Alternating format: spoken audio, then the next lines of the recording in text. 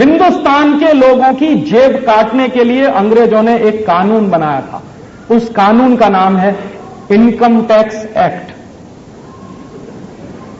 ऐसा ही एक कानून अंग्रेजों ने बनाया था हिंदुस्तानी लोगों की जेब काटने के लिए, उसका नाम है सेंट्रल एक्साइज एक्ट। ऐसा ही एक तीसरा कानून बनाया था अंग्रेजों ने हिंदुस्तानी लोगों की जेब काटने के लिए, उसका नाम है टोल टैक्स। और ऐसे ही एक कानून बना दिया था हिंदुस्तान में अंग्रेजों ने लोगों की जेब काटने के लिए, उसका नाम है ऑक्ट्रॉय टैक्स। और ऐसा ही एक कानून और बना दिया था हिंदुस्तानी लोगों को बर्बाद करने के लिए, उसका नाम है सेल्स टैक्स। आपको मालूम है ये टैक्सेशन के जितने कानून चलते हैं हिंदुस्तान में, ये सब अंग्रेजों के बनाए हुए हैं। और अंग्रेजों ने हिंदुस्तान में टैक्स लगाया क्यों?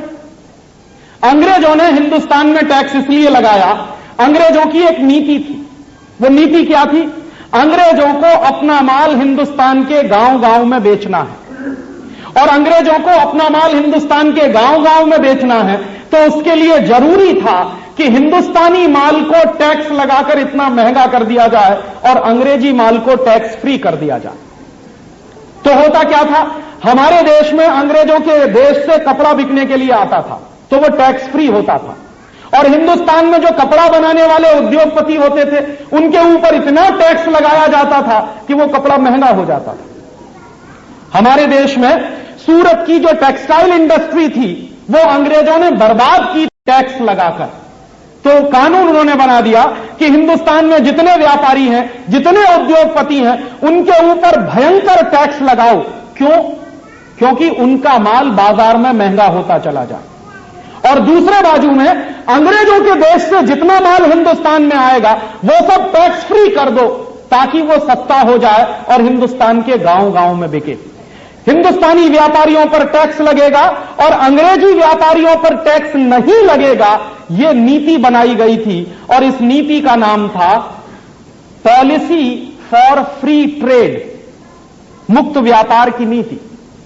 और उनके मुक्त व्यापार की परिभाषा क्या थी? एक बार अंग्रेजों की संसद में बहस चली। हमारे पास अंग्रेजों की संसद में जो बहस चली है उसके कुछ दस्तावेज हैं। तो उन दस्तावेजों का अध्ययन करने के बाद पता चला कि एक दिन अंग्रेजी संसद में बहस चल रही थी, और अंग्रेजी संसद में बहस चल रही थी तो एक अंग्रेज एमपी ने सवाल पूछा कि ये फ्री ट्रेड क्या है।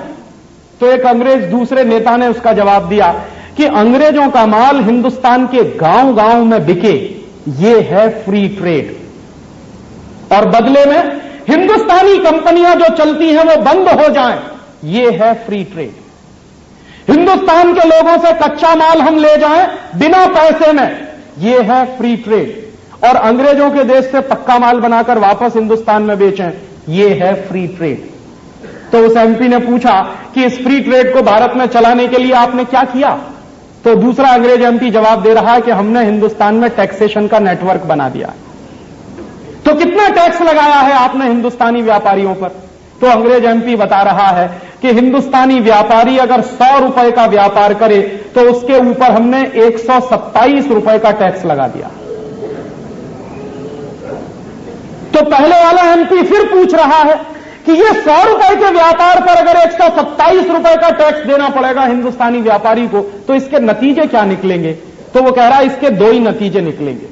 पहला नतीजा यह निकल सकता है कि अगर हिंदुस्तानी व्यापारी ईमानदार है और ईमानदारी से वो 127% टैक्स देना शुरू कर देगा, तो धीरे धीरे उसका धंधा बंद हो जाएगा।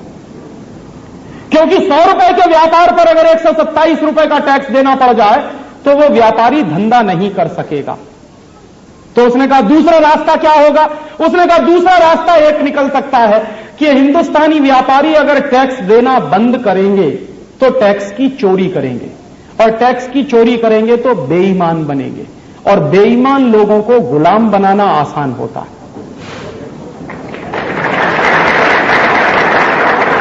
माने अंग्रेजों के सामने बिल्कुल स्पष्ट है कि हिंदुस्तानी व्यापारी अगर ईमानदारी से टैक्स देंगे तो बर्बाद हो जाएंगे, और अगर टैक्स देना बंद करेंगे, चोरी करेंगे, तो बेईमान हो जाएंगे।